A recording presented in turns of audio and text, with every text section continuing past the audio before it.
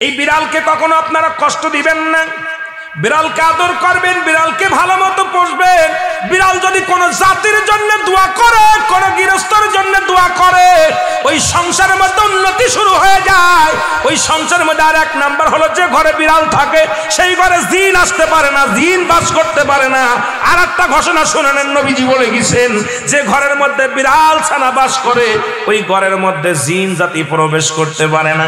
তাহলে ছোট ছোট মাসুম বাচ্চাগুলো যে ঘরের মধ্যে থাকে, মুসলমান অনেক সময় জিনের আশ্রয় পড়ে যায়, অনেক সময় জিনে আসর করে, ওই ঘরের মধ্যে জিনে আসর করে।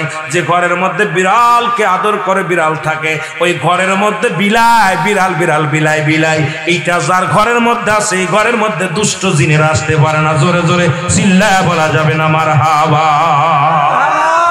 একবার নবী সুলাইমান আলাইহিস সালাম শুনতে পাইলেন পাশের বাড়িতে একটা কুকুরকে কষ্ট দিয়ে বিষ